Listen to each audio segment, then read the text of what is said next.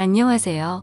저는 며칠 전 아내에게 발로 걷어 차이며 이혼 요구를 받는 유부남입니다. 그런데 억울하기도 하고 아니면 아내의 반응이 당연한 것 같기도 하고 답답한 마음의 욕을 왕창 먹을 각오로 사연을 보내봅니다. 제 이야기를 듣고 많은 조언 부탁드립니다.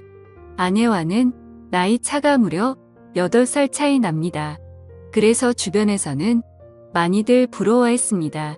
물론 저 역시도 이쁘고 어린 아내이기에 너무 좋지만 때로는 무언가 공감할 수 없고 너무 어리고 해맑기만 한 철없는 여동생 같기도 하였습니다. 그런 아내를 화나게 만드는 단 한 가지가 있습니다. 그것은 장모님입니다. 장모님은 아내의 생모는 아닙니다. 장인어른께서 아내의 생모이자 첫 번째 부인과는 사별을 하셨습니다. 그 후로 아내와 처남을 홀로 키우셨습니다. 아내와 처남이 장가를 간 이후에 어느 날 만나는 여자가 있다며 재혼을 하고 싶다고 말씀을 하셨습니다.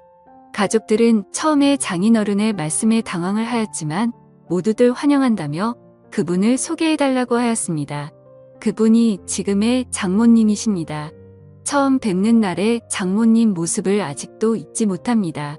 장인어른보다 무려 15살이 어린 저보다 고작 3살 많은 누나였습니다. 그리고 복장이 짧은 치마에 쫙 달라붙는 티셔츠를 입었고 짙은 화장 냄새가 진동을 하였습니다. 소개하는 자리보다는 나이트나 클럽이 더 잘 어울릴 것 같은 모습이었습니다. 식사와 함께 대화를 오고 갔지만 다들 반응은 냉담했습니다. 아내도 처남도 이거는 아니라면서 절대 반대를 하였고 그분은 그분의 겉모습과 달리는 속은 여리고 착하다며 이해해달라고 하셨습니다. 평생을 너희의 인생을 위해서 살았는데 남은 장인어른의 인생도 지켜달라고 하셨습니다.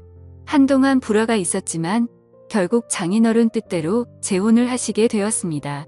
너무나 어린 새엄마 새장모님에 대한 호칭도 부자연스럽고 어색했지만 그래도 장인어른이 행복해 하셨기에 모두들 노력하였습니다. 그렇게 행복할 것만 시간은 길지 않았습니다.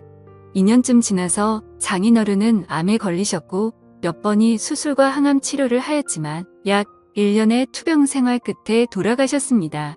아내는 젊은 장모님이 장인어른의 나이나 건강 상태를 고려하지 않은 채 무리하게 여행도 다니고 밤늦게 데이트도 다니고 술도 같이 많이 마시면서 일찍 돌아가시게 된 거라며 원망하였습니다. 제가 봐도 장인어른께서 2년 사이에 많이 수척해지신 것 같았습니다.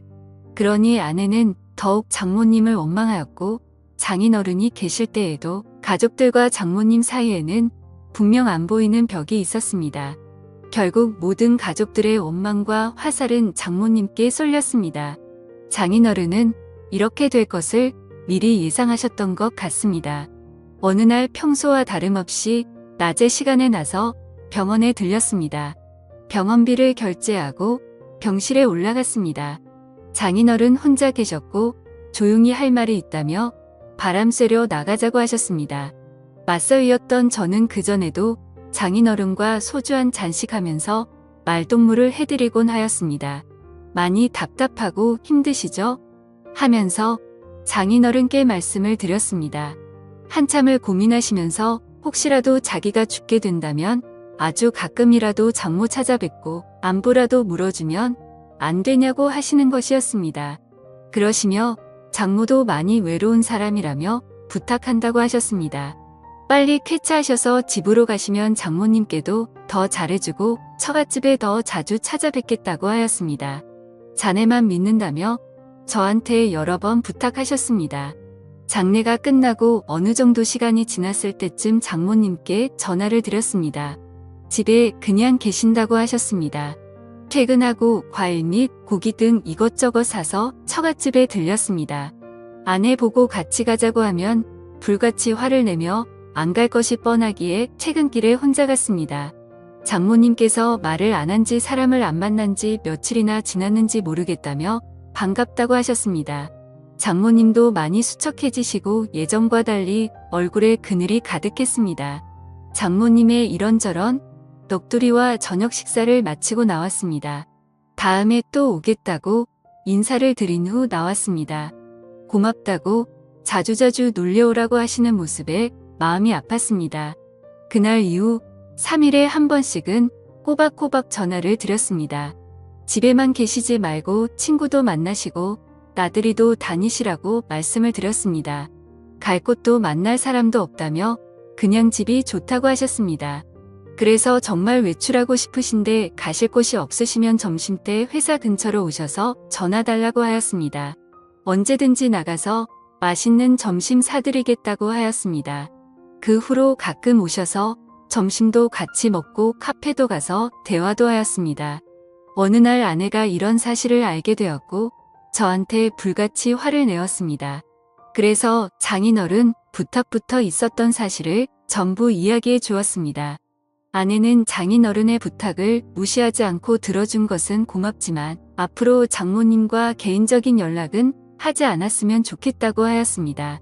그리고서는 장모님께 전화해서 더 이상 자기의 새엄마도 저의 장모도 아니니 연락하지 말라고 하였습니다.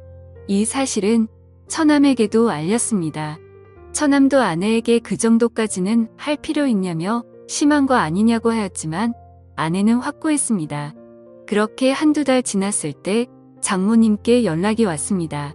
그래도 가끔은 제가 연락을 줄 거라고 생각했는데 한 번도 안 와서 서운했다며 시간 될 때 처가 집에 놀려 오라는 것이었습니다. 집에 이것저것 고장나고 교체해야 될 것은 많은데 할 줄도 모른다며 도와달라는 것이었습니다. 그래서 이번 주말에 한번 찾아뵙겠다고 말씀을 드렸습니다. 아내에게는 주말에 회사 상무님들이랑 골프 약속이 있다고 거짓말을 하고 처가 집으로 갔습니다. 장모님께는 반갑게 맞이해 주셨습니다. 수도, 전부, 벽지 보수, 문고리 등등 수리 및 교체를 하였습니다.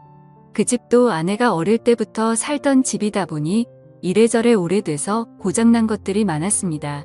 점심때가 훌쩍 지나서야 모든 것이 끝났고 늦은 점심을 먹게 되었습니다. 장모님께서는 고생 많았다며 맛있는 음식과 막걸리를 주셨습니다. 한 잔, 두 잔 주시는 대로 마시다 보니 조금 취하게 되었고 소파에 쉬다가 잠이 들었습니다. 한참을 자다가 깨어보니 시간은 많이 늦었고 아내에게 술자리가 길어졌고 상무님 집으로 다 같이 2차로 가게 되었다며 내일 들어갈 것 같다고 문자를 남겼습니다. 그러고는 다시 거실 소파에서 잠을 잤습니다. 잠을 자고 있는데 무언가 소리가 들렸고 장모님 혼자서 술을 드시고 계셨습니다. 저도 옆에 앉아 한두 잔 거들면서 장모님 말씀을 들었고 결국 만취하게 되었습니다. 그런데 그날 사고가 터지고야 말았죠. 술을 너무 많이 마신 탓인지 벌어지면 안 될 일이 벌어지고 말았던 거였죠. 다음날 아침에 눈을 뜨자마자 머리가 깨질 듯이 아팠지만 주마등처럼 모든 기억이 되살아나서 환장할 것 같더라고요. 그래서 서둘러 집으로 돌아갔고 마음이 너무 무거웠습니다. 그랬던 제 표정을 읽었다는 듯 아내는 무슨 일 있냐고 계속 물었고 아무 일도 없다며 대충 얼버무리고 말았습니다. 그 사건 이후 장모님은 그냥 즐기면 되는 거라고 하시면서 더 노골적으로 만남을 요구하셨습니다. 계속 거절을 하였지만 회사까지 찾아오셨습니다. 몇 번이고 다음에 찾아뵙겠다며 택시를 태워서 보내드렸지만 또 오셨습니다. 결국 장모님의 성화에 모시겨 가끔씩 장모님 댁을 가게 되었고 그렇게 몰래 만남을 가지게 되었습니다. 하지만 꼬리가 길면 잡히듯 아내가 어떻게 알았는지 모르겠지만 어찌됐든 모든 사실을 다 알게 되었던 거죠. 아내는 제가 처가 집에 있을 때 벌컥 들어왔고 장모와 머리채를 잡고 싸웠습니다. 제가 힘겹게 그 둘을 띄워놓고 아내를 차에 태워서 저희 집으로 왔습니다. 오는 길에 장모와 아내는 전화로 싸웠고 그 와중에 장모의 이야기를 듣게 되었습니다. 아내의 태도가 너무 마음에 안 들어서 일부러 꼬신 거라며 약 올리더라고요. 그러더니 아내 보고 남편 관리나 잘하라는 것이었습니다. 그렇게 집에 오자마자 아내는 제게 온갖 욕을 하면서 이혼하자며 집에서 나가라고 하였습니다. 그렇게 집에서 쫓겨나서 회사 근처 고시원에서 생활한 지 2주 되었습니다. 한 번의 실수에서 멈추지 못한 점과 계속되는 만남의 요구를 거절하지 못한 점, 아내의 신뢰와 믿음 저버린 점 등 제 잘못이 많은 것을 잘 알고 있습니다. 하지만 장모님의 그런 악의적인 의도로 벌어진 일들이라는 것이 억울하기도 합니다. 아내는 무조건 이혼할 것 같은데 저는 어떻게 해야 할까요? 용서받을 수 있을까요? 오늘의 사연은 여기까지입니다. 구독과 좋아요, 알림 설정 부탁드립니다. 긴 글을 읽어주셔서 감사합니다.